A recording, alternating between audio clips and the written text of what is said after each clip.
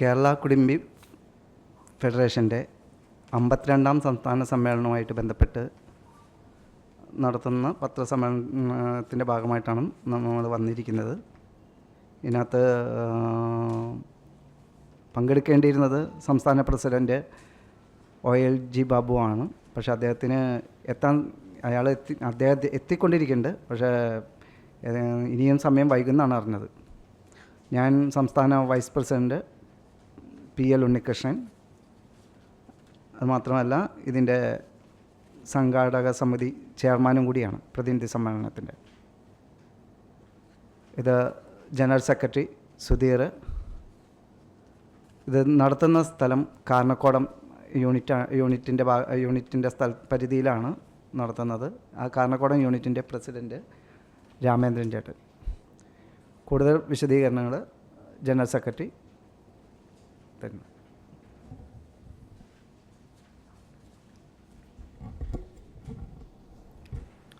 എല്ലാവർക്കും നമസ്കാരം.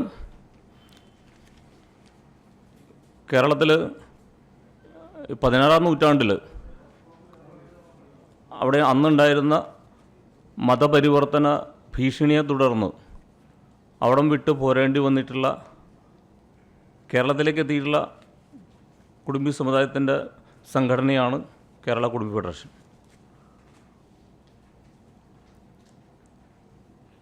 അവിടെ നിന്ന് വരുന്ന സമയത്ത് ഒരു തരത്തിലുള്ള സ്വത്തുവകകളോ കൃത്യമായിട്ട് സൂചിപ്പിക്കുകയാണെങ്കിൽ ധരിച്ചിരുന്ന വസ്ത്രമൊഴിച്ച് ഒന്നും തന്നെ കൊണ്ടുവരാൻ പറ്റാത്ത തരത്തിൽ ഇങ്ങോട്ട് ഓടിപ്പോരുന്നൊരു അവസ്ഥയായിരുന്നു അന്നുണ്ടായിരുന്നത്. തീർച്ചയായും ഒന്നുമില്ലാത്തൊരു വിഭാഗത്തിൻ്റെ പ്രതീതികളാണ് ഈ കുടുംബി സമുദായക്കാർ. അപ്പോൾ അത്തരത്തിൽ ഒന്നുമില്ലായ്മയിൽ നിന്ന് ഏതാനും ചില ആളുകൾ സ്വന്തം കഴിവ് ഉപയോഗിച്ച് വിദ്യാഭ്യാസം നേടുകയും സർക്കാർ ജോലി കരസ്ഥമാക്കുകയൊക്കെ ചെയ്തിട്ടുണ്ടെങ്കിലും ഭൂരിപക്ഷ ആൾക്കാർ ഇന്നും എല്ലാ തരത്തിലും സാംസ്കാരികവും സാമൂഹികവുമായ തരത്തിൽ വരെ വളരെ താഴ്ന്ന നിലയിലാണ് ഇന്നും ജീവിച്ചു വരുന്നത്.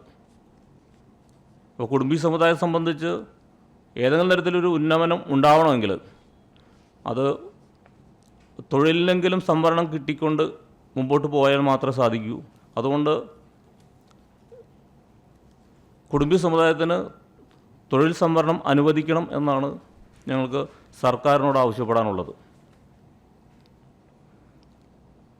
അതുപോലെ തന്നെ ചരിത്രം നോക്കുകയാണെങ്കിൽ ഗോത്രമായിട്ട് താമസിച്ചിരുന്നൊരു വിഭാഗമാണ്. ഇപ്പോഴും മറ്റ് പൊതുസമൂഹവുമായിട്ട് അധികം മിങ്കിൾ ചെയ്യാത്ത ആളുകൾ ഇന്നും ഞങ്ങളുടെ സമുദായത്തിൻ്റെ ചില ഭാഗങ്ങളിൽ താമസിക്കുന്നുണ്ട്. പട്ടികവർഗത്തിലെ ഏറ്റവും പ്രധാനപ്പെട്ടൊരു മാനദണ്ഡം ഗോത്രവിഭാഗമായിരിക്കണം എന്നുള്ളതാണ്.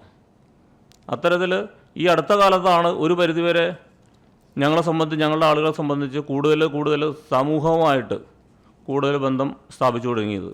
ഒരു പക്ഷേ ഒരു തലമുറയ്ക്ക് മുമ്പുള്ള ആൾക്കാർക്ക് മലയാളം പോലും കൃത്യമായിട്ട് സംസാരിക്കാൻ അറിയില്ലായിരുന്നു. കാരണം ഞങ്ങൾ ഉപയോഗിക്കുന്ന ഭാഷ ഞങ്ങളുടെ കൂട്ടത്തിലുള്ള മറ്റുള്ള ആളുകളുമായിട്ട് സംവദിക്കും. അങ്ങനെ വരുമ്പോൾ തീർച്ചയായിട്ടും മലയാളം പലപ്പോഴും ഉപയോഗിക്കാറുണ്ടായിരുന്നില്ല. അതുകൊണ്ട് തന്നെ ഞങ്ങളുടെ പല ആൾക്കാർ ഇപ്പോഴും സംസാരിക്കുമ്പോഴും കൃത്യമായിട്ടുള്ള മലയാളം വരാറില്ല. അതുകൊണ്ട് പല ആളുകളും അത്തരത്തിൽ കളിയാക്കാറുമുണ്ട്, നിങ്ങൾ ഇങ്ങനെയല്ല സംസാരിക്കണമെന്ന്. അപ്പോൾ തീർച്ചയായിട്ടും അതെല്ലാം കാണുന്നത് പ്രത്യേകമായിട്ട് തന്നെ താമസിച്ചിരുന്ന വിഭാഗമാണ് കുടുംബികളെന്നാണ്. പക്ഷേ ഇതൊന്നും നമ്മൾ വേണ്ട തരത്തിൽ കൃത്യമായിട്ടുള്ള തെളിവുകൾ ഹാജരാക്കിയിട്ടും കിർത്താഡ്സാണ് സർക്കാരിന് ഈ കാര്യങ്ങൾ പഠിച്ച് റിപ്പോർട്ട് സമർപ്പിക്കേണ്ടത്.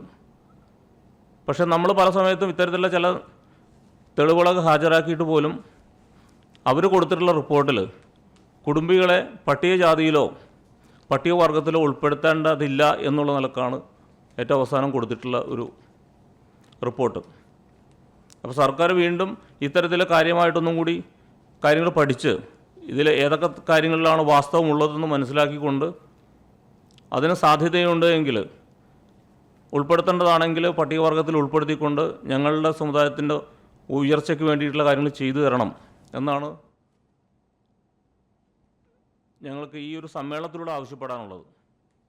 തീർച്ചയായിട്ടും അത്തരം കാര്യങ്ങൾ സർക്കാരിലേക്ക് എത്തുന്നത് പത്രമാധ്യമങ്ങളിൽ വരുന്ന വാർത്തകളും മറ്റുമാണ് എന്നുള്ളത് കൊണ്ട് അപ്പോൾ ഞങ്ങളെ അത്തരത്തിൽ ഈ സഹായിക്കാനുള്ളൊരു മനസ്ഥിതി സർക്കാരിന് വരണമെങ്കിൽ അത് സർക്കാരിലേക്ക് എത്തിച്ചേരാനുള്ള മാധ്യമം എന്നുള്ള നിലക്ക് ഇവിടെയുള്ള പത്രപ്രവർത്തകർ അതിനനുസരിച്ചുള്ള തരത്തിൽ ഈ കാര്യങ്ങൾ വേണ്ട തരത്തിൽ അറിയിക്കുകയും പത്രത്തിലൊരു വാർത്ത വരികയും ചെയ്യുന്ന സമയത്ത് സർക്കാർ വേണ്ട തരത്തിൽ പരിഗണിക്കാനുള്ളൊരു സാധ്യത കൂടുതലാണ്.